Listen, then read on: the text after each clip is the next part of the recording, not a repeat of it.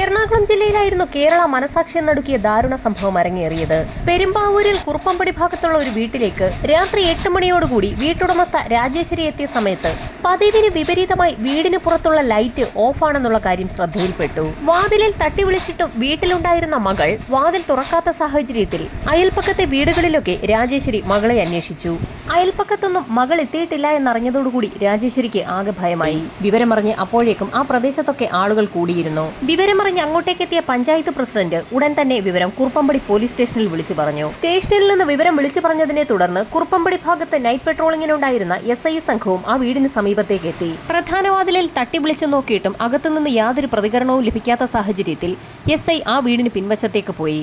പിന്നിലെ വാതിലിൽ ആഞ്ഞൊന്ന് തള്ളിയ സമയത്ത് വാതിൽ അകത്തേക്ക് തുറക്കപ്പെട്ടു. അതുവഴി അകത്തേക്ക് കയറിയ SI സോണി മത്തായി തന്റെ കൈവശമുണ്ടായിരുന്ന ടോർച്ചിന്റെ വെളിച്ചത്തിൽ ആ മുറിയൊക്കെ പരിശോധിച്ചു. ഹാളിനുള്ളിൽ നിന്നും അവിടെയുണ്ടായിരുന്ന ഒരു മുറിയിലേക്ക് കയറിയ SI തീർത്തും അമ്പരപ്പിക്കുന്ന ഒരു കാഴ്ചയാണ് അവിടെ കണ്ടത്. നടുങ്ങിപ്പോയ അദ്ദേഹം വേഗം ആ വീടിന് പുറത്തേക്കിറങ്ങി. താൻ കണ്ട നടുക്കുന്ന കാഴ്ചയെപ്പറ്റി പുറത്തു കൂടി നിന്ന ആളുകളോടൊക്കെ പറഞ്ഞു. അപ്പോഴേക്കും വീട്ടുടമസ്ഥ രാജേശ്വരി അങ്ങോട്ടേക്ക് ഓടിയെത്തി. തന്റെ മകൾക്ക് എന്തോ സംഭവിച്ചുവെന്ന് മനസ്സിലാക്കിയ രാജേശ്വരി അതിവേഗം വീടിനുള്ളിലേക്ക് കയറി. അവർക്കൊപ്പം അയൽപ്പക്കത്തെ ചില ആളുകളും പഞ്ചായത്ത് പ്രസിഡന്റും ഉണ്ടായിരുന്നു. മകളുടെ മുറിക്കുള്ളിലേക്ക് കയറിയ രാജേശ്വരി അക്ഷരാർത്ഥത്തിൽ നടുങ്ങിപ്പോയി. തല മുതൽ കാൽ വരെ രക്തത്തിൽ കുളിച്ച് അർദ്ധനഗ്നയായി കിടക്കുന്ന ജിഷയെ കണ്ടതും രാജേശ്വരി അലറി വിളിച്ചുകൊണ്ട് ബോധം കെട്ട് വീണുപോയി. വീടിനുള്ളിലേക്ക് കയറിപ്പോയ ആളുകളെയെല്ലാം പുറത്തേക്കിറക്കി വാതിലടച്ച ശേഷം 2 പോലീസുകാർ ആ വീടിന് കാവൽ നിന്നു. ഇതേസമയം SI സോണി മത്തായി രാജേശ്വരിയെ പെരുമ്പാവൂർ ഹോസ്പിറ്റലിലേക്ക് ഷിഫ്റ്റ് ചെയ്തു. അതിരാവിലെ തന്നെ ഉന്നത ഉദ്യോഗസ്ഥരുടെ നേതൃത്വത്തിൽ ഫോറൻസിക് സംഘവും ഡോഗ് സ്ക്വാഡും സംഭവം നടന്ന വീട്ടിലേക്ക് എത്തി. വീടിനുള്ളിൽ നിന്ന് ലഭിക്കാവുന്ന എല്ലാ ഫിംഗർ പ്രിന്റുകളും വിരലടയാള വിദഗ്ധർ ശേഖരിച്ചു. ഫോറൻസിക് സംഘത്തിന്റെ പരിശോധനയിൽ ജിഷയുടെ ശരീരമാകെ വെട്ടിനുറുക്കിയ നിലയിലാണെന്നും അതിക്രൂര പീഡനത്തിനിരയായിട്ടുണ്ടെന്നും വ്യക്തമായി. ശക്തമായ വെട്ടേറ്റ് ആന്തരിക അവയവങ്ങൾ പോലും പുറത്തു വന്ന നിലയിലായിരുന്നു. ഒന്നിലധികം ആളുകൾ ചേർന്ന് നടത്തിയിട്ടുള്ള ഒരു കൊലപാതകമെന്ന് തോന്നിക്കുന്ന തരത്തിലായിരുന്നു ജിഷയുടെ ശരീരത്തിലുണ്ടായിരുന്ന മുറിവുകൾ. ഡോഗ് സ്ക്വാഡിനെ ഉപയോഗിച്ചുള്ള പരിശോധന ഉടൻ തന്നെ ആരംഭിച്ചു. മൃതദേഹം മണത്തു നോക്കിയ പോലീസ് നായ അടുക്കളവാതിൽ വഴി പുറത്തേക്കിറങ്ങി ഓടി ഒരു തോടിന് സമീപത്തെത്തി. തോട് മുറിച്ചു കടന്ന പോലീസ് നായയ്ക്ക് അധിക ദൂരം മുൻപോട്ട് പോകാൻ കഴിഞ്ഞില്ല. പോലീസ് പരിശോധനയിൽ തോട്ടിനുള്ളിൽ നിന്നും ചെളിയിൽ പുതഞ്ഞ രീതിയിലുള്ള 2 ചെരുപ്പുകൾ കിട്ടി. പ്രതികൾ തോട് ചാടി കടന്ന സമയത്ത് ആരുടെയോ ചെരുപ്പ് ആ ചെളിക്കുള്ളിൽ താഴ്ന്നു പോയതാകാമെന്ന് പോലീസ് വിലയിരുത്തി. DYSPയുടെ നേതൃത്വത്തിലുള്ള പോലീസ് സംഘം അയൽവാസികളെയൊക്കെ ചോദ്യം ചെയ്തു തുടങ്ങി. അവരിൽ പലരും രാവിലെ 8:30 മണിക്കും 10:30ക്കും വൈകുന്നേരം 5:30 മണിക്കുമൊക്കെ ജിഷയെ കണ്ടവരാണ്. എന്നാൽ അതിനുശേഷം ആരും ജിഷയെ കണ്ടിട്ടില്ല. വൈകുന്നേരം 5:00യ്ക്ക് ശേഷം അയൽവാസിയായ ഒരു സ്ത്രീ ഫോണിൽ സംസാരിക്കുന്ന സമയത്ത് ജിഷയുടെ വീടിരിക്കുന്ന ഭാഗത്തു നിന്നും ഉച്ചത്തിലുള്ള ഒരു ശബ്ദം കേട്ടിരുന്നു. ജിഷയും അമ്മയും തമ്മിൽ എന്തെങ്കിലും വഴക്കുണ്ടായതാകാമെന്നാണ് ആ സമയത്ത് അവർ കരുതിയത്. ഈ സമയത്തായിരുന്നു അയൽവാസിയായ ഒരു സ്ത്രീ വളരെ നിർണായകമായ ഒരു കാര്യം പോലീസിനോട് പറയുന്നത്. ആ ശബ്ദം കേട്ട് ഏതാനും മണിക്കൂറുകൾക്കകം ജിഷയുടെ വീടിന്റെ പിൻവശത്തുകൂടി മഞ്ഞ ഷർട്ട് ധരിച്ച ഒരു വ്യക്തി പുറകിലെ വഴിയിലൂടെ തോടിന്റെ ഭാഗം മറികടന്ന് നടന്നു പോകുന്നത് കണ്ടു എന്നുള്ള വിവരം. ആ ശബ്ദം കേട്ട് ഏകദേശം 2.5 മണിക്കൂർ പിന്നിട്ട സമയത്തായിരുന്നു ജിഷയുടെ അമ്മ രാജേശ്വരി ആ വീട്ടിലേക്ക് എത്തിയതും മകളെ എവിടെയെങ്കിലും കാണാനില്ല എന്നുള്ള വിവരം നാട്ടുകാരെ അറിയിച്ചതും. ഫോറൻസിക് വിഭാഗം പരിശോധനകൾ പൂർത്തിയാക്കി ഇൻക്വസ്റ്റ് നടപടികൾക്ക് ശേഷം മൃതദേഹം ആലപ്പുഴ മെഡിക്കൽ കോളേജിലേക്ക് ഷിഫ്റ്റ് ചെയ്തു. പോസ്റ്റ്മോർട്ടം നടത്തിയ ഡോക്ടർമാർ പോലും ആ മൃതദേഹം കണ്ട് അക്ഷരാർത്ഥത്തിൽ നടുങ്ങിപ്പോയെന്ന് പറയാം. ജിഷയുടെ നെറ്റിയും മൂക്കും കവിളുകളും ചുണ്ടുമെല്ലാം വെട്ടിമുറിച്ച നിലയിലായിരുന്നു. അതുമാത്രവുമല്ല, ഇടതുഭാഗത്തെ തോളിന്റെ ഒരു വശത്ത് ശക്തമായ കടിയേറ്റ പാടുണ്ടായിരുന്നു. പല്ലുകളുടെ അടയാളം വിശദമായ പരിശോധനയ്ക്ക് വിധേയമാക്കിയ ഡോക്ടർമാർക്ക് ഒരു കാര്യം മനസ്സിലായി. മുൻവശത്തെ 2 പല്ലുകൾക്കിടയിൽ വിടവുള്ള ഏതോ ഒരു വ്യക്തിയാണ് കൊലപാതകത്തിന് പിന്നിൽ. കൊലപാതകം നടന്നിരിക്കുന്നത് വൈകുന്നേരം 5:30ക്കും 6:00നും ഇടയിലാണ്. പോസ്റ്റ്മോർട്ടം നടപടികൾ പൂർത്തിയാക്കിയ മൃതദേഹം ഒരു ടേബിളിലേക്ക് മാറ്റി. ഈ സമയത്തായിരുന്നു പെരുമ്പാവൂർ ഹോസ്പിറ്റലിൽ നിന്നും ജിഷയുടെ അമ്മയെ ആലപ്പുഴ മെഡിക്കൽ കോളേജിലേക്ക് എത്തിച്ചത്. ജീവനറ്റി കിടക്കുന്ന മകളുടെ ശരീരം കണ്ട് ആ അമ്മ വീണ്ടും നിലവിളിച്ച് കരഞ്ഞു തുടങ്ങി. രാജേശ്വരിയുടെ വീടിരിക്കുന്ന സ്ഥലത്തു നിന്നും സമീപത്ത് തന്നെ നിരവധി വീടുകളുണ്ട്. എന്നിട്ട് പോലും പട്ടാപ്പകൽ ഇങ്ങനെ ഒരു കൊലപാതകം നടന്നിട്ട് പ്രദേശവാസികൾ ആരും അറിഞ്ഞില്ല എന്നുള്ള കാര്യം പോലീസിനെ ശരിക്കും അമ്പരപ്പിച്ചു. ചോദ്യം ചെയ്യേണ്ട ആളുകളുടെ വിശദമായ ഒരു ലിസ്റ്റ് തന്നെ പോലീസ് സംഘം തയ്യാറാക്കി. കാടടച്ചുള്ള അന്വേഷണമാണ് നടത്തിയത്. രാജേശ്വരി വീട്ടിലുണ്ടായിരിക്കില്ല എന്നുറപ്പുള്ള ഏതോ വ്യക്തിയാണ് കൊലപാതകം നടത്തിയിരിക്കുന്നതെന്ന് പോലീസ് നിഗമനത്തിലെത്തി. അങ്ങനെയെങ്കിൽ ലോക്കലായ ഒരു വ്യക്തി തന്നെയായിരിക്കാം സംഭവത്തിന് പിന്നിലെന്നുറപ്പിച്ച പോലീസ് സംഘം ആ പ്രദേശത്ത് എവിടെയെങ്കിലും പല്ലിൽ വിടവുള്ള ഏതെങ്കിലും ചെറുപ്പക്കാരുണ്ടോ എന്ന് അന്വേഷണം നടത്തി. അന്വേഷണത്തിൽ മുൻവശത്തെ പല്ലിന് വിടവുള്ള സാബു എന്നൊരു വ്യക്തിയെ കണ്ടെത്തി. പോലീസ് സംഘം ഉടൻ തന്നെ സാബുവിനെ കസ്റ്റഡിയിലെടുത്തു. അയാളാണ് കൊലപാതകത്തിന് പിന്നിലെങ്കിൽ അതിവേഗം തന്നെ പോലീസിന് അത് തെളിയിക്കാനാകും. കാരണം അയാളുടെ സലൈവയെടുത്ത് DNA പരിശോധനയ്ക്ക് വിധേയമാക്കുമ്പോൾ ജിഷയുടെ മുറിവിൽ നിന്ന് കിട്ടുന്ന DNA-യുമായി മാച്ച് ചെയ്യുന്നുണ്ടെങ്കിൽ പ്രതി സാബു തന്നെയെന്ന് ഉറപ്പിക്കാൻ കഴിയും. എന്നാൽ DNA പരിശോധനാ ഫലം പോലീസിനെ നിരാശയിലാക്കുന്നതായിരുന്നു. ഈ സംഭവവുമായി സാബുവിന് യാതൊരു ബന്ധവുമില്ല എന്ന് കണ്ടെത്തി. കേസന്വേഷണം അന്വേഷണം ആകെ വഴിമുട്ടി നിൽക്കുന്ന സമയത്താണ് പോലീസ് സ്റ്റേഷനിലേക്ക് ഒരു സ്ത്രീ കടന്നു വരുന്നത്. അവർക്ക് ഒരു സംശയമുണ്ടെന്ന് അവർ എസ്ഐയോട് പറഞ്ഞു. തന്റെ ഭർത്താവ് വിദ്യാധരന്റെ പല്ലുകൾക്കും വിടവുകളുണ്ട്. അത് മാത്രവുമല്ല, അയാളുടെ മുതുകിൽ നഖം കൊണ്ട് മാന്തി പൊളിച്ച രീതിയിലുള്ള ഒരു പാടുമുണ്ട്. ഒരുപക്ഷെ ജിഷയുടെ മരണത്തിന് പിന്നിൽ തന്റെ ഭർത്താവ് വിദ്യാധരനാണോ എന്ന് സംശയമുണ്ടെന്നാണ് ആ സ്ത്രീ പോലീസിന് മുൻപാകെ അറിയിച്ചത്. സംഭവം അറിഞ്ഞ പോലീസ് സംഘം ഉടൻ തന്നെ വിദ്യാധരനെ കസ്റ്റഡിയിലെടുത്തു. എന്നാൽ അയാളുടെ സലൈവ പരിശോധിച്ചതിൽ നിന്നും പ്രതി വിദ്യാധരനല്ല എന്ന് മനസ്സിലായി. കേസന്വേഷണം പുരോഗമിക്കുന്നതിനിടയിൽ പോലീസ് സംഘത്തെ ആകെ സംശയമുനയിലാക്കിയത് മറ്റൊരു കാര്യമായിരുന്നു. എന്തായിരിക്കാം കൊലപാതകത്തിന്റെ മോട്ടീവ്? പീഡനശ്രമത്തിനിടയിലാണ് ജിഷ മരണപ്പെട്ടതെങ്കിൽ പോലും ആ ശരീരം എന്തുകൊണ്ടാകാം കൊലപാതകി വെട്ടിനുറുക്കിയത്? ആ സംശയവുമായി പോലീസ് സംഘം മുൻപോട്ട് പോകുന്ന സമയത്താണ് ജിഷയുടെ അയൽവാസിയായ ശ്രീജ എന്ന സ്ത്രീയുടെ മൊഴി പോലീസ് വിശദമായി തന്നെ ഒന്ന് പരിശോധിച്ചത്. ആ സ്ത്രീയുടെ മൊഴി അനുസരിച്ച് വൈകുന്നേരം 5:30 മണിക്ക് അവർ അവരുടെ സഹോദരിയുമായി ഫോണിൽ സംസാരിക്കുന്ന സമയത്തായിരുന്നു ജിഷയുടെ വീടിന്റെ ഭാഗത്തു നിന്നും നിലവിളി ശബ്ദം കേട്ടത്. ശബ്ദം കേട്ടതിന് പിന്നാലെ ആ സ്ത്രീ ജിഷയുടെ വീടിന് ഭാഗത്തേക്ക് നടന്നപ്പോഴായിരുന്നു വീടിന്റെ പിൻവശത്തുകൂടി മഞ്ഞ ഷർട്ട് ധരിച്ച ഒരു വ്യക്തി തോടിന്റെ ഭാഗത്തേക്ക് പോകുന്നത് കണ്ടത്. അയാൾക്ക് ചുരുണ്ട മുടിയായിരുന്നു. മുഖം ബംഗാളിയുടേതിന് സമാനമായിരുന്നു. ജിഷയുടെ അയൽവാസി ശ്രീജയെ പോലീസ് സംഘം ചിത്രങ്ങൾ വരയ്ക്കുന്ന എക്സ്പെർട്ടുകളുടെ അടുത്തെത്തിച്ചു. പോലീസ് സ്റ്റേഷനിൽ ചിത്രം വര പുരോഗമിക്കുന്ന സാഹചര്യത്തിൽ ബംഗാളികൾ കൂട്ടമായി താമസിക്കുന്ന പെരുമ്പാവൂരിലെ ഓരോ സ്ഥലവും അരിച്ചുപറക്കി പോലീസ് സംഘം അന്വേഷണം ആരംഭിച്ചു. ജിഷയുടെ വീടിന് സമീപത്തു നിന്നും 500 മീറ്റർ അകലെ വൈദ്യശാലപ്പടി എന്നൊരു സ്ഥലത്തെത്തി. അവിടെ ഒരു ബിൽഡിംഗിൽ 10-ലധികം ബംഗാളികൾ താമസിക്കുന്നുണ്ടെന്ന് മനസ്സിലാക്കിയ പോലീസ് സംഘം കെട്ടിട ഉടമയിൽ നിന്നും അവിടെ താമസിക്കുന്ന ഓരോ ആളുകളുടെ ID കാർഡുകൾ പോലീസിന് മുൻപാകെ ഹാജരാക്കാൻ ആവശ്യപ്പെട്ടു. ID കാർഡുകൾ കൈവശപ്പെടുത്തിയ പോലീസ് സംഘം ഓരോ വ്യക്തികളെയും ചോദ്യം ചെയ്തു തുടങ്ങി. ചോദ്യം ചെയ്യലിനിടയിൽ പോലീസിന് വളരെ നിർണായകമായ ഒരു വിവരം ലഭിച്ചു. കൂട്ടത്തിൽ ഒരു ബംഗാളി സംഭവം നടന്ന ദിവസം വൈകുന്നേരം നാട്ടിലേക്ക് പോയിട്ടുണ്ട്. അയാളുടെ പേര് അമീറുൽ ഇസ്ലാം എന്നായിരുന്നു. പോലീസിന്റെ സംശയം അമീറിൽ തന്നെ കേന്ദ്രീകരിച്ചു. ഇതേ സമയം തന്നെ ജിഷയുടെ വീടിന് സമീപത്തുള്ള തോട്ടിൽ നിന്ന് ലഭിച്ച 2 ചെരുപ്പുകളും പോലീസ് പല ആളുകളെയും കാണിക്കുന്നുണ്ടായിരുന്നു.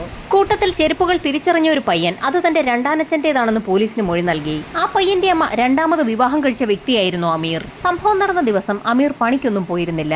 വൈകുന്നേരം വീട്ടിലേക്കെത്തിയ അമീറിന്റെ തോളിൽ ഒരു ബാഗ് ഉണ്ടായിരുന്നു. അയാളുടെ കൈ മുറിഞ്ഞിരിക്കുന്നത് ശ്രദ്ധയിൽപ്പെട്ട ഭാര്യ അതെന്താണെന്ന് ചോദിച്ചപ്പോൾ പണിക്ക് പോയ വീട്ടിൽ ഒരാളുമായി വാക്കുതർക്കമുണ്ടായ സമയത്ത് മുറിവ് സംഭവിച്ചതാണെന്നായിരുന്നു അയാൾ ഭാര്യയോട് പറഞ്ഞത്. അമീറിനെ കുറിച്ച് വിശദമായ ഒരു അന്വേഷണം തന്നെ നടത്താൻ പോലീസ് സംഘം തീരുമാനിച്ചു. കെട്ടിട ഉടമയിൽ നിന്നും അമീറിന്റെ അഡ്രസ് കൈവശപ്പെടുത്തിയ പോലീസ് സംഘം നേരെ ബംഗാളിലേക്ക് തിരിച്ചു. ബംഗാളിലെത്തി അന്വേഷണം നടത്തിയപ്പോഴാണ് അയാൾ ബംഗാൾ സ്വദേശിയല്ല, ആസാം സ്വദേശിയാണെന്നുള്ള കാര്യം പോലീസിന് വ്യക്തമാകുന്നത്. ആസാമിലെത്തിയ പോലീസ് സംഘത്തിന് അവിടുത്തെ ഭാഷയൊന്നും സംസാരിക്കാൻ കഴിയാതെ അന്വേഷണം വഴിമുട്ടിയ സാഹചര്യത്തിൽ തിരികെ കേരളത്തിലേക്ക് തന്നെ മടങ്ങിപ്പോന്നു. ഭാഷ അറിയാതെ ആസാമിലെത്തിയ അന്വേഷണം നടത്താൻ കഴിയാതെ മടങ്ങിപ്പോന്ന പോലീസ് സംഘത്തെ വിമർശിച്ചുകൊണ്ട് നിരവധി ആളുകൾ രംഗത്തെത്തി. വൈകാതെ തന്നെ ആസാമിൽ നേരത്തെ ജോലിയിലിരുന്ന ഒരു പോലീസ് ഉദ്യോഗസ്ഥന്റെ നേതൃത്വത്തിലുള്ള സംഘം ആസാമിലേക്ക് പുറപ്പെട്ടു. DYSP സുനിലിന്റെ നേതൃത്വത്തിലുള്ള പോലീസ് സംഘം അമീറുൽ ഇസ്ലാമിന്റെ ആസാമിലുള്ള വീട്ടിലെത്തി. വീട്ടിൽ അമീറിന്റെ ഉമ്മ മാത്രമേ ഉണ്ടായിരുന്നുള്ളൂ. അവരോട് പല കാര്യങ്ങളും പോലീസ് ചോദിച്ചറിഞ്ഞു. ഏകദേശം 7 വർഷങ്ങൾക്ക് മുൻപാണ് ആസാമിൽ നിന്നും അമീർ കേരളത്തിലേക്ക് എത്തുന്നത്. അതിനുശേഷം ആസാമിലേക്ക് അങ്ങനെ മടങ്ങി ചെന്നിട്ടേയില്ല. ഏതാനും ദിവസങ്ങൾക്ക് മുൻപ് ആസാമിലേക്ക് എത്തിയ അമീർ 1-2 ദിവസം അവിടെ താമസിച്ച് പണത്തെ ചൊല്ലി ഉമ്മയുമായി വഴക്കുണ്ടാക്കിയാണ് അവിടെ നിന്നും പോയത്. പിന്നീട് അയാളെക്കുറിച്ച് യാതൊരു വിവരവുമില്ല എന്ന് ആ അമ്മ പോലീസിന് മൊഴി നൽകി. അവിടെ നിന്ന് കൂടുതലൊന്നും ലഭിക്കില്ല എന്ന് മനസ്സിലാക്കിയ പോലീസ് സംഘം തിരികെ കേരളത്തിലേക്ക് മടങ്ങി. അമീർ നേരത്തെ താമസിച്ചിരുന്ന വൈദ്യശാലപ്പടിയിലുള്ള കെട്ടിടത്തിന് സമീപം എത്തുകയും അവിടെയുള്ള ആളുകളെ കൂടുതൽ ചോദ്യം ചെയ്യുകയും ചെയ്തു. അമീർ താമസിച്ചിരുന്ന മുറി വിശദമായ ഒരു പരിശോധനയ്ക്ക് തന്നെ വിധേയമാക്കി. ആ മുറിക്കുള്ളിൽ ഒരു ബാഗ് ഉണ്ടായിരുന്നു. ബാഗിനുള്ളിൽ നിന്ന് ഒരു കത്തിയും മഞ്ഞ നിറത്തിലുള്ള ഒരു ഷർട്ടും പോലീസിന് ലഭിച്ചു. ഒരുപക്ഷെ അയൽവാസിയായ ശ്രീജ പറഞ്ഞ മഞ്ഞ നിറത്തിലുള്ള ഷർട്ട് ഇതുതന്നെയാകാമെന്ന് പോലീസ് വിലയിരുത്തി. എന്നാൽ ആ ഷർട്ട് പരിശോധിച്ച പോലീസ് സംഘത്തിന് നിരാശയായിരുന്നു ഫലം. കൃത്യം നടത്തിയ സമയത്ത് ആ ഷർട്ടായിരുന്നു അമീർ ധരിച്ചിരുന്നതെങ്കിൽ അതിൽ ഉറപ്പായും രക്തക്കറ കാണേണ്ടതാണ്. അങ്ങനെയുള്ള യാതൊരു അടയാളങ്ങളും ആ മഞ്ഞ ഷർട്ടിൽ ഉണ്ടായിരുന്നില്ല. എങ്കിലും അത് ഫോറൻസിക് പരിശോധനയ്ക്കായി പോലീസ് സംഘം അയച്ചു. ഫോറൻസിക് പരിശോധനയിൽ ആ ഷർട്ടിൽ രക്തത്തിന്റേതായ യാതൊരു അടയാളങ്ങളോ അംശമോ ഇല്ല എന്ന് കണ്ടെത്തി. ഈ സമയത്തായിരുന്നു മറ്റൊരു നിർണായക വിവരം വൈദ്യശാലപ്പടിയിലെ ബംഗാളികൾ താമസിക്കുന്ന സ്ഥലത്തു നിന്നും പോലീസിന് കിട്ടിയത്. അവിടെ നിന്നും അധിക ദൂരെയല്ലാത്ത ഒരു സ്ഥലത്ത് കോൺട്രാക്ടർ ഭായി എന്നറിയപ്പെടുന്ന അമീറുൽ ഇസ്ലാമിന്റെ മറ്റൊരു സഹോദരൻ താമസിക്കുന്നുണ്ട് എന്നുള്ള വിവരമായിരുന്നു പോലീസിന് ലഭിച്ചത്. അമറിന്റെ സഹോദരൻ ബഹ്റിന്റെ വീട്ടിലെത്തി പോലീസ് സംഘം വിശദമായ അന്വേഷണം നടത്തി. സംഭവം നടന്ന രാത്രി ഏകദേശം 8:30 മണിയോടുകൂടി അമീർ തന്നെ കാണാൻ വന്നിരുന്നു എന്നും അവൻ ആവശ്യപ്പെട്ടതനുസരിച്ച് 2000 രൂപ നൽകിയിരുന്നു എന്നും സഹോദരൻ പോലീസിന് മൊഴി നൽകി. ഷംസുദ്ദീൻ എന്നൊരു വ്യക്തിയുടെ ഓട്ടോയിലാണ് അമീർ എത്തിയതെന്നും അവിടെ നിന്നും നാട്ടിൽ പോകുവാണെന്ന് പറഞ്ഞുകൊണ്ടാണ് അയാൾ മടങ്ങിയതെന്നും സഹോദരൻ പോലീസിനോട് പറഞ്ഞു. പോലീസ് സ്റ്റേഷൻ കേന്ദ്രീകരിച്ച് നടത്തിയ അന്വേഷണത്തിൽ അന്ന് രാത്രി ആസാമിലേക്കുള്ള ട്രെയിനിന് അമീർ ടിക്കറ്റ് എടുത്തു എന്ന് പോലീസിന് വ്യക്തമായി. ഇതേസമയം തന്നെ മരണപ്പെട്ട ജിഷയുടെ മൊബൈൽ ഫോൺ കേന്ദ്രീകരിച്ച് നടത്തിയ അന്വേഷണത്തിൽ ജിഷയ്ക്ക് പരിചയമുള്ള 2 ചെറുപ്പക്കാരുടെ നമ്പറുകളും പോലീസിന് ലഭിച്ചിരുന്നു. അവരെ രണ്ടുപേരെയും പോലീസ് വിശദമായ ചോദ്യം ചെയ്യലിന് ശേഷം വിട്ടയക്കുകയും ചെയ്തു. അമീറിന്റെ മൊബൈൽ ഫോൺ കേന്ദ്രീകരിച്ച് സൈബർ സെൽ വിശദമായ അന്വേഷണം തന്നെ നടത്തിവരികയായിരുന്നു. അന്വേഷണത്തിനിടയിൽ അമീർ തന്റെ മൊബൈലിൽ പുതിയൊരു സിം കാർഡ് ഉപയോഗിച്ചതായുള്ള വിവരം സൈബർ സെല്ലിന് ലഭിച്ചു. ഏതാനും ദിവസങ്ങൾക്കകം തന്നെ ആ മൊബൈൽ ഫോൺ ആക്റ്റീവ് ആവുകയും ചെയ്തു. കാഞ്ചീപുരത്ത് വെച്ചാണ് അത് ആക്റ്റീവ് ആയിരിക്കുന്നതെന്ന് സൈബർ സെൽ കണ്ടെത്തി. സൈബർ സെൽ വിവരമറിയിച്ചതിനെ തുടർന്ന് പോലീസ് സംഘം അമീറിനൊപ്പം താമസിച്ചിരുന്ന ജിഞ്ചൽ എന്ന വ്യക്തിയെയും കൂട്ടി കാഞ്ചീപുരത്തേക്ക് പുറപ്പെട്ടു. കാഞ്ചീപുരത്തെത്തിയ പോലീസ് സംഘം ബംഗാളികൾ ജോലിയെടുക്കുന്ന നിരവധി സ്ഥാപനങ്ങളിലാണ് വേഷം മാറി അന്വേഷണം നടത്തിയത്. 2-3 ദിവസങ്ങൾ പിന്നിട്ടിട്ടും പോലീസിന് ഒരു വിവരവും ലഭിച്ചില്ല. അങ്ങനെ ഒരു ദിവസം ഡോപ്സൺ എന്ന കമ്പനിയുടെ അന്നത്തെ ജോലി സമയം കഴിഞ്ഞ് ആളുകൾ പുറത്തേക്ക് വരികയായിരുന്നു. ഈ സമയത്തായിരുന്നു പോലീസിനൊപ്പമുണ്ടായിരുന്ന ജിഞ്ചൽ ഒരു ചെറുപ്പക്കാരനെ തിരിച്ചറിഞ്ഞത്. ആ ചെറുപ്പക്കാരനെ കണ്ട മാത്രയിൽ തന്നെ ജിഞ്ചൽ ഓടി അയാളുടെ അടുത്തേക്കെത്തി. എന്നാൽ പോലീസ് സംഘത്തിന്റെ കൈവശം നേരത്തെ ശ്രീജ എന്ന അയൽവാസി പറഞ്ഞതനുസരിച്ചുള്ള ചിത്രത്തിലുള്ള വ്യക്തിയുടേതുപോലെയുള്ള ചുരുണ്ട തലമുടിയൊന്നുമല്ലായിരുന്നു ആ ചെറുപ്പക്കാരന്. ജിഞ്ചലിനെ കണ്ടപ്പോൾ തന്നെ അമീർ ഒന്ന് പതറി. താൻ എന്താണ് ഇവിടെയെന്ന് ചോദിക്കുന്നതിന് മുൻപ് തന്നെ പോലീസ് സംഘം അമീറിനെ വളഞ്ഞിരുന്നു. പോലീസ് സംഘം അമീറുമായി കാഞ്ചീപുരത്തു നിന്നും ആലുവയിലെ പോലീസ് ക്ലബിലേക്ക് എത്തി. ഒരു പകൽ മുഴുവൻ ചോദ്യം ചെയ്തിട്ടും അമീർ പോലീസിനോടൊന്നും തന്നെ തുറന്നു പറഞ്ഞില്ല. വൈകുന്നേരമായതോടുകൂടി അമീറിനെ പോലീസ് സംഘം മജിസ്ട്രേറ്റിന് മുൻപിൽ ഹാജരാക്കുകയും കസ്റ്റഡിയിൽ വാങ്ങുകയും ചെയ്തു.